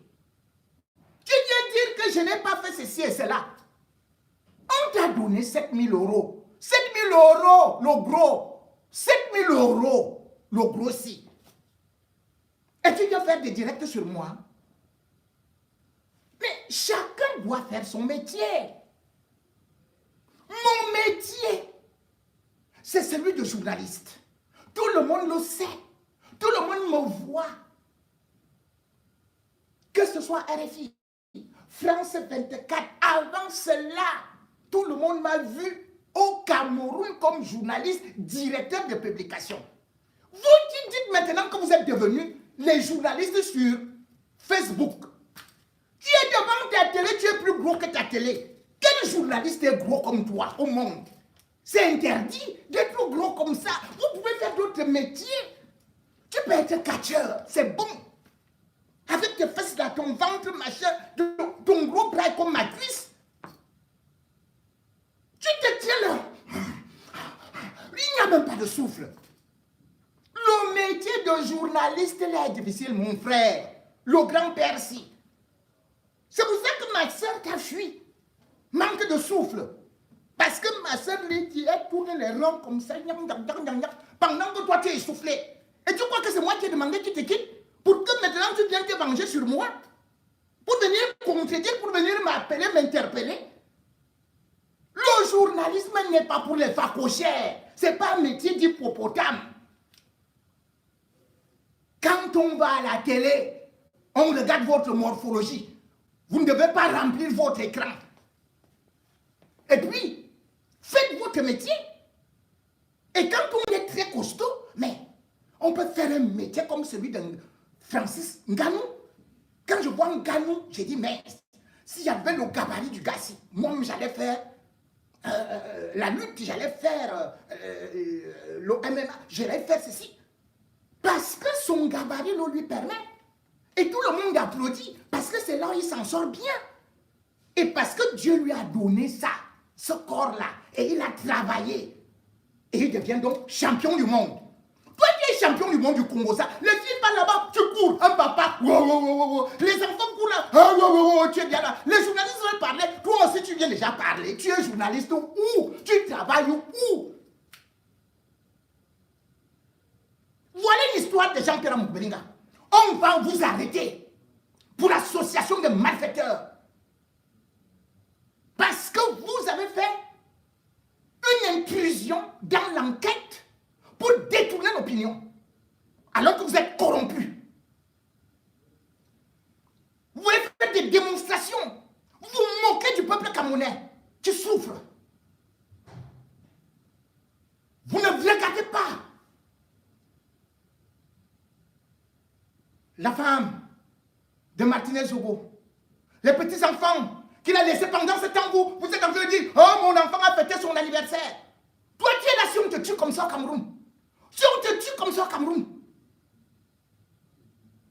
Mais je devrais venir défendre. Abstenez-vous. C'est une seule femme qui est en train de vous acheter. Vous allez voir, vous serez surpris. Ce n'est pas moi qui vais vous arrêter au Cameroun. Mais vous serez arrêté là-bas. Obstruction à une enquête judiciaire. Jusqu'à vouloir me mêler. Chacun est devenu journaliste, enquêteur, ou ceci et cela. Mais moi, j'ai mes informateurs. J'ai des informateurs parce que je suis un grand journaliste, je suis éditorialiste. Est-ce que vous comprenez ça? Ne soyez pas jaloux, ne soyez pas aigris, acceptez ça. C'est pour ça que en quittant l'Afrique, j'ai été pris du comité de l'excellence africaine. J'ai été pris, attendez, j'ai été pris Marcel Anselme en France. Mais comment est-ce que vous ne pouvez pas comprendre ça? Vous vous êtes pris de quoi? Pris de Congo, ça? Tu vois une blogueuse là-bas, tu cours déjà avec elle, tu l'insultes jusqu'aux fesses, ceci et cela. Un gaillard. Un gaillard. Mais tournez les films de King Kong, de Zembla, de Black le Rock. Rien que tes joues là, quand ça veut, les gens vont rire jusqu'à. Tes joues là effrayent. Et une autre maman là, qui même quand elle met les talons. D'ailleurs, elle ne sait même pas marcher en talons.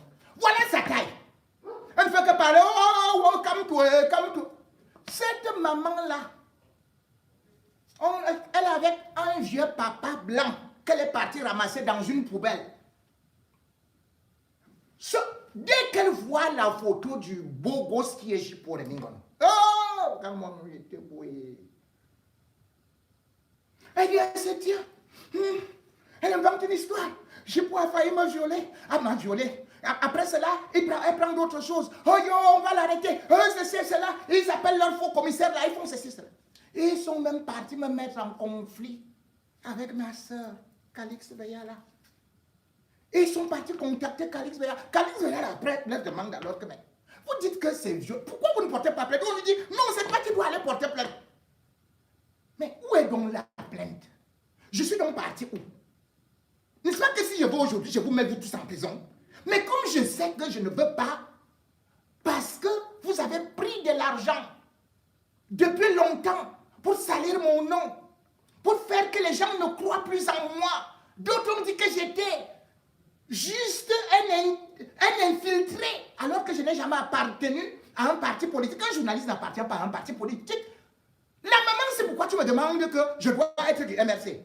Un journaliste ne prend pas la carte des militants du MRC. Au-delà de ça, quand le MRC n'existait pas, moi j'étais déjà en train de dénoncer dans les années 97, 98. J'étais déjà arrêté en 99. Le MRC n'existait pas. Je ne suis pas obligé. Et vous ne devez pas utiliser le MRC pour aller gagner votre argent, soit disant que vous aimez Maurice Kamto. Voilà la taille de la maman là. Mais elle est la plus... Je ne sais pas. Comme je n'aime pas insulter les femmes. Mais c'est quand même hallucinant. Au lieu même que ce soit une fille branchée qui vienne raconter ça. Vous voyez une maman qui se lève avec les rides partout là.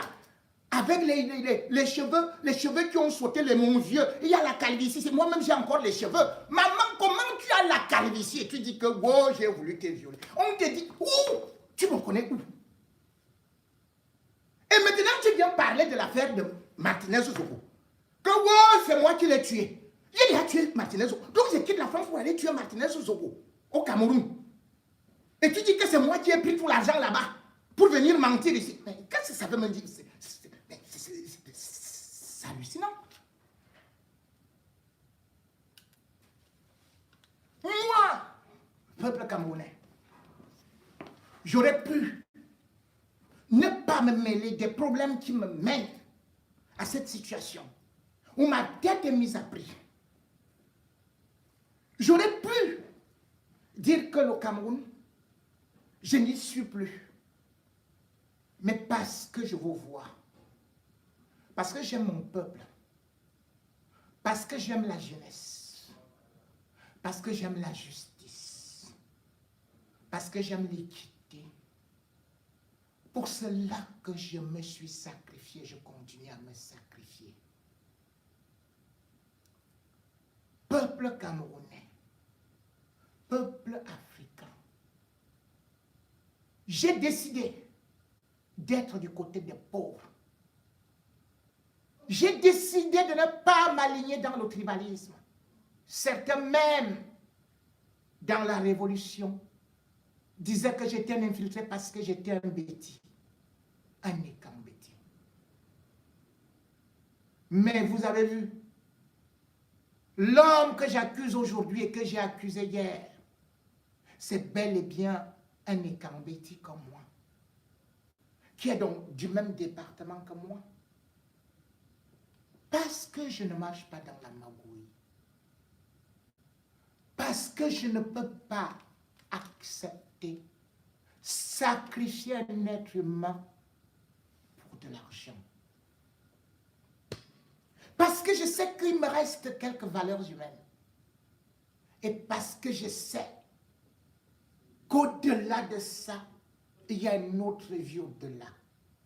Nos ancêtres nous regardent. Notre Dieu nous regarde, va nous juger.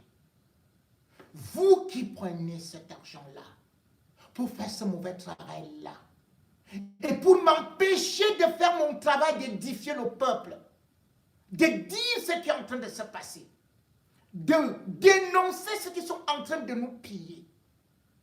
Vous là, l'histoire retiendra et vous jugera.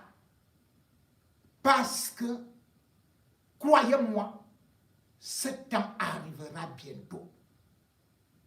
Paul Biya a le devoir, au moins de se rattraper après avoir laissé proliférer ces gangsters à col blanc. Ces gens qui ont transformé notre République en République bananière. Paul Biya est aujourd'hui au pied du mur parce que les institutions internationales lui disent s'il n'y a plus d'État au Cameroun, nous, on ne débloque plus de l'argent. Si Paul Biya ne se débarrasse pas de tout ce monde-là, dans 6 mois, les fonctionnaires ne seront pas payés. Il y aura une révolution. Il sera renversé. Il va finir peut-être comme Bourguiba et sera le plus humilié. On a utilisé souvent son nom pour poser des actions qui n'honorent pas notre nation. Nous qui avons dit non, nous sommes devenus les ennemis de la nation. On nous a présentés comme les antipatriotes. Alors que c'est nous qui aimons ce pays-là. C'est nous qui vous aimons. Cette diaspora-là s'investit pour vous. Cette diaspora défile sous la pluie pour vous. Cette diaspora-là envoie de l'argent au pays pour vous. Cette diaspora-là dénonce pour vous. Mais la mauvaise diaspora est celle-là qui aime entendre qu'elle arrive au pays en décembre avec des valisettes de quelques vieux habits de friperie, avec des vieux sacs de chinoiserie, avec quelques perruques ramassées chez des cadavres des Brésiliennes. C'est cette diaspora-là qui ne condamne rien, qui va avec vous dans les bars, qui vous avilit, qui ne veut pas que vous sortiez de l'alcoolémie. C'est cette diaspora-là que vous aimez là-bas. Parce qu'elle ne vous aime pas. Elle veut vous voir rester pratiquement accroché à eux. Cette diaspora-là n'est jamais dans les marches. Cette diaspora n'a jamais condamné Paul Biya ou Amouk Belinga. Cette diaspora-là va manger dans la main de ces gens-là. Bien évidemment, je vais dire à Bruno Bidjan, aujourd'hui, tu as donc signé ton pacte de la fidélité avec ton patron. Sais-tu, aujourd'hui, où ira la femme pour qui tu as tué? Tu as tué pour Ivanez Somba. Tu as tué pour Amouk Belinga. Tu as tué pour t'installer sur une chaise de télé d'un fidèle. Mais un jour arrive où tous les procès se réveillent. Tu voulais une star. Toi qui es né avec une tête et des pieds de sauterelle. Tu t'es dit, il t'offre une belle. Tu as commencé à rêver de Karine Mongwe, qui vend quelques produits d'Indian là et qui brille au milieu du monde de la nuit. Elle t'a dit, petit, va là-bas. Tu as pleuré, tu as dit, je suis prêt à tout. Tu es parti t'agenouiller devant Ivanez Somba. Ivanez Somba, qui était déjà l'amante de ton patron. Ton patron qui, bien évidemment, se servait dans cette maison de Sombayanga, où il prenait toutes les femmes. Oui, Jean-Pierre Amouk Belinga avait d'abord pris Karim Eba parce qu'il avait de l'argent, pas parce qu'il était le plus beau. Et après 20, celle-là qu'on appelle Ivanez Somba. Ivanez Somba est arrivée là-bas. Elle anime avec Jason Black. Jason Black, tu lui as fait un petit bisou. Non, descends. Toi, tu n'es même pas dans les problèmes. Je ne veux pas te mettre. Et toi, avec des gros yeux, lorsque ton patron était déjà dans l'embarras de choix et qu'il voulait se débarrasser d'une femme qui ne lui rapportait que mendicité, pas grand-chose, eh bien, tu as pris cette femme-là en disant, je suis capable de tout faire pour toi.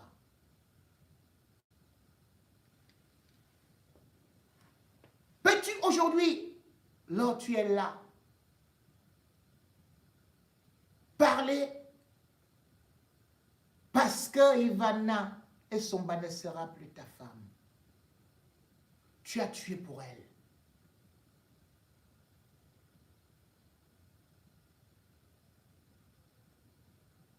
Il faudrait que les enquêteurs te posent cette question.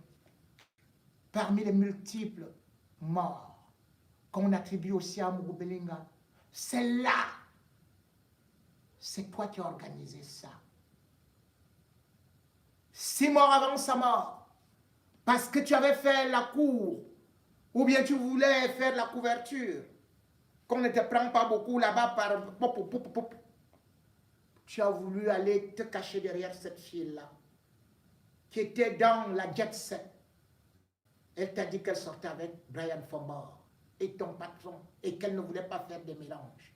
Mais tu as pu au moins la convaincre, et surtout, ton patron étant également ton amant, il a accepté que tu ailles aussi jouer cette couverture-là, d'autant plus que Sarah et Tambi ne l'aimaient pas. Et puis, 20 ce jour-là, tu as d'abord voulu le tuer. Tu avais recruté toi-même des bandits. C'était à la briqueterie. Un gang de danger. Pour aller 6 mois avant qu'il ne soit assassiné, l'agresser. C'était au Lembe. Non seulement ils l'avaient battu, ils ont pris 200 000 qu'il avait sur lui. Et lorsque Brian Fombor a su, elle a demandé à Ivana, Ivana, qu'est-ce qui se passe avec tes gens-là? Et après, tu t'étais mise à genoux en disant à Ivana que tu ne vas plus recommencer.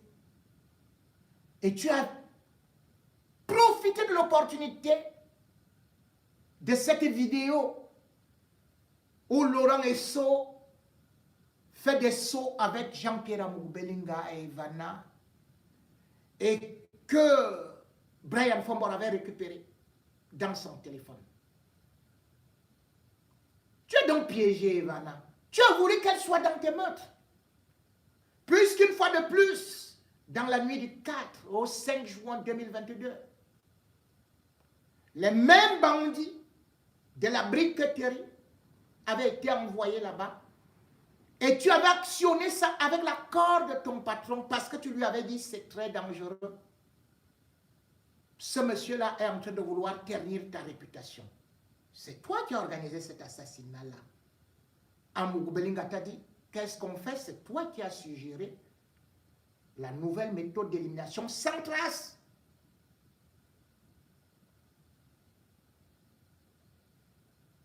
Et puis, ce soir-là, alors que le pauvre Brian était avec ses amis à Bastos, tu as actionné, bien évidemment, Ivana Somba, en lui disant, quand tu veux déjà lui remettre, quand tu pars pour lui remettre de l'argent, appelle-moi.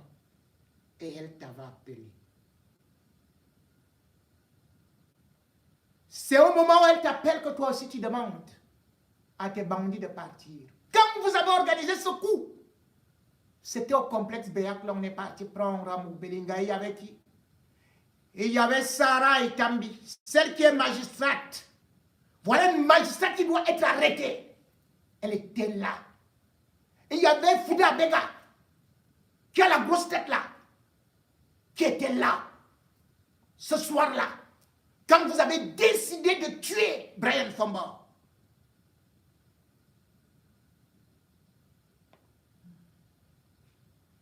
Après l'avoir tué, parce que tu n'as pas dit la vérité à Ivana.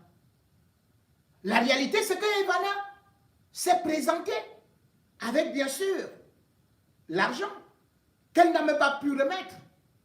Tu avais déjà actionné ton gant. Et ce gant-là achevé, et les gars de Ranger Security sont venus pour vérifier qu'il était véritablement mort. C'est pour cela qu'Ivana voulait partir, s'enfuir. Mais tu as actionné Mugubelinga et Sarah et Tambi qui lui ont dit qu'ils contrôlent la justice avec Laurent Esso. Sarah Tambe a dit, tant qu'elle est là, le dossier ne passera jamais. C'est vrai, on tourne en rond. Mais maintenant que Paul Biya sera au courant de tout, maintenant qu'il y aura peut-être un remaniement, même si Laurent Esso prétend qu'il tient Paul Biya, le jour où il tombera, que feras-tu? Tu as vu les belles photos de mariage qui défilaient sur la page Facebook d'Ivanel Somba? Ça a disparu. Tu as vu qu'à peine on t'arrête, la page d'Ivanel Somba n'existe plus. Voilà comment tu as fini ta vie. Voilà comment tu as fini la vie d'une fille. Parce que tu voulais jouer la star. Tu as vendu ton derrière, tu as vendu ton âme au diable. Ta jeunesse. Tu as fui les sticks pour aller à l'ISAM. Un endroit où on n'enseigne rien, où on fait le trafic de drogue. Et te voilà aujourd'hui. Même si on ne te condamne pas comme tu as dit, qu'il n'y a pas de traces parce que justement, après l'assassinat de Brian Fomba, les agresseurs avaient récupéré le portable, tu le sais très bien, pour aller le remettre à Lemia, à Fouda Bega. Fouda Bega avait gardé le portable pendant un mois avant d'aller le faire. Bien évidemment, effacer tout au niveau de l'avenue Kennedy. Il l'avait débloqué pour effacer toutes les traces. Tu te dis qu'il n'y a pas de traces, qu'il n'y a pas de sang humain. Comme à Mugbelinga aussi, vous avez effacé toutes les traces. Mais vous n'avez pas effacé toutes les traces de Martinez Zogo. Vous n'avez pas effacé les traces de tous ceux-là que vous avez tués et que vous envisagiez tuer. Vous n'avez pas effacé les traces de tous les détournements que vous avez faits au niveau de la direction de la sécurité présidentielle ou encore du MINFI, ministère des Finances et ministère de l'Économie. Le grand jour est arrivé. La vérité ne fait que commencer. Vous serez déshabillés, et d'ailleurs vous l'êtes déjà. Vous êtes déchaussés parce que vous avez déchaussé les autres. Et puis, il y aura encore quoi? Plus rien. Puisque même vos héritiers sont pris. Vous savez très bien que Léla Amugbelinga, sa fille, elle aussi, elle a été prise. Chacun sera pris. Vous avez vu comment est-ce qu'on a fait avec la famille de Mebenga? Lui-même en prison, sa femme en prison. Bientôt, ce que vous appeliez comme force de dissuasion, que vous utilisiez comme missile de destruction massive, de dénigrement, de calomnie, de chantage, vision 4. Eh oui, vous n'aurez plus bientôt besoin de salaire. Vous n'aurez plus de salaire là-bas. Bonnet Philippe, salut à toi. Ah, tu as oublié que tu étais mon fils? Que je t'ai accueilli à bras ouverts? Tu m'as renié, mais je t'avais dit qu'on allait te débarquer après un an pour mettre justement Bruno Bidjan. On t'a dit d'écrire même contre moi. Tu as renié ton père. Tu as commis un parricide. Et aussi, je t'ai dit, tes fils te régneront lorsque tu ne seras plus rien.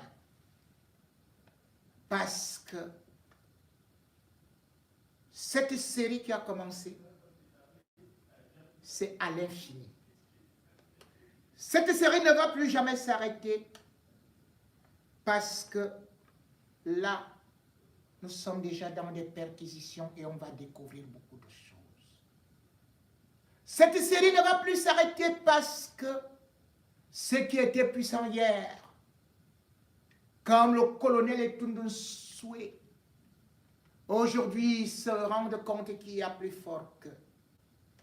Ils se rendent compte que quand Biya doit protéger sa renommée et surtout son pouvoir, il ne lésine pas sur les moyens. Vous étiez content et faisiez les grands reportages lorsqu'on traduisait les militants du MRC au tribunal militaire. Et ils n'avaient aucune arme. Ils ne revendiquaient que la justice. Ils ne revendiquaient que la fin de la guerre au Nozo.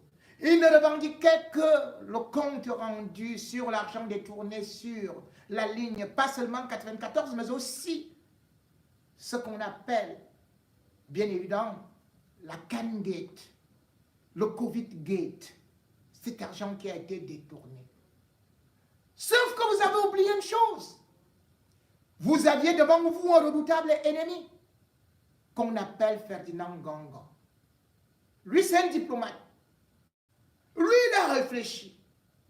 Et pendant que vous vouliez le combattre avec des règles qui étaient hors normes, lui, vous calculez avec des règles dans lesquelles vous saviez que vous étiez protégé parce que vous n'avez jamais respecté la règle des jeux, la règle de la politique. D'abord, éviter l'effusion de sang. Aujourd'hui, c'est Ngongo qui vous a eu. Parce que vous avez cru aller commettre ce meurtre-là, acheter les activistes, acheter n'importe qui. Et il y en a ici, que si je cite leur nom, qui ont dit welcome to, qui disaient qu'ils sont ceci et cela, qui n'étaient que des pions de Bruno Bidjan et de Jean-Pierre Amour Belinga et lui Paul Motazé.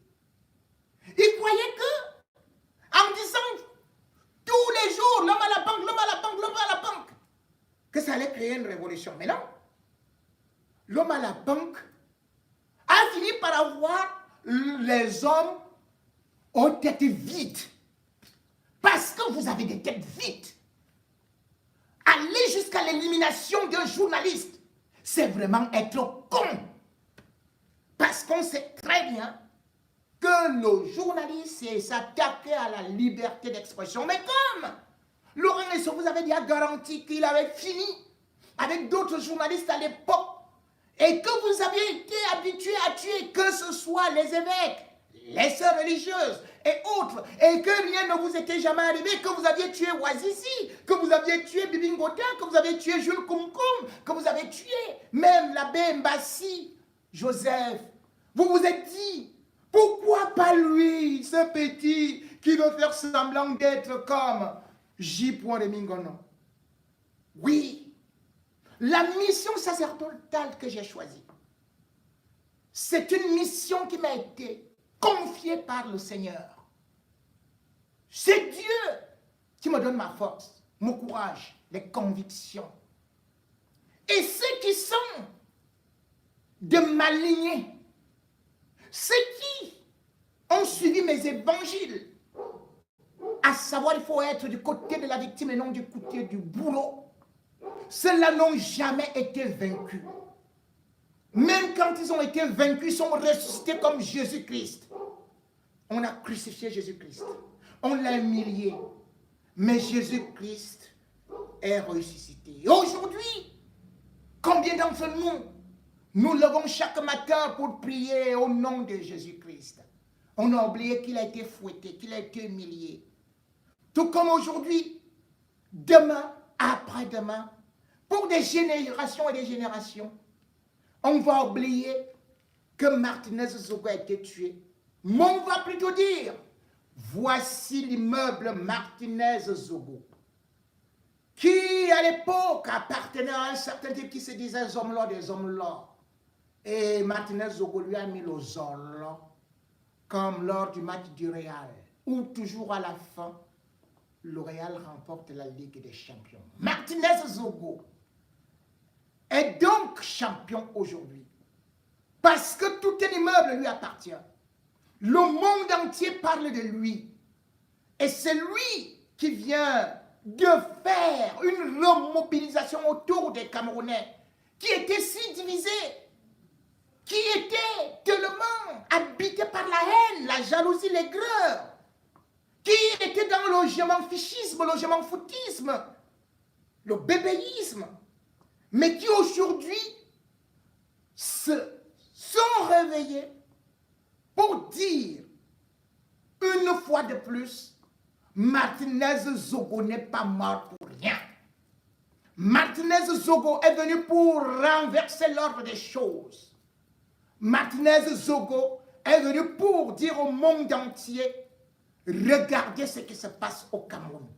Martinez Zogo est venu pour déshabiller les voleurs dans une république où seule la mafia comptait, où les gens construisent les grosses maisons sortant alors qu'ils n'étaient que des vendeurs d'eau, qui n'étaient que des détourneurs de quelques bonbons, qu'ils étaient des voleurs dans des champs de cacao, comme Jean-Pierre Mourbelinga qui se plaisait à dire que sa mère ne pouvait pas acheter 1 kilo de viande de 300 francs, et alors lui peut déjà offrir les bœufs et le Cameroun entier, parce qu'il était devenu le super héritier de nos lignes 94, 65 et 57. Mais, comme le dit un proverbe africain, c'est un petit caillou qui renverse un grand chariot.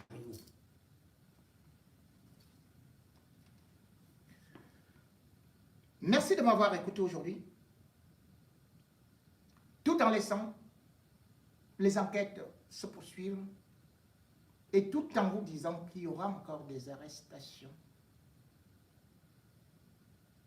Je vous promets de vous revenir.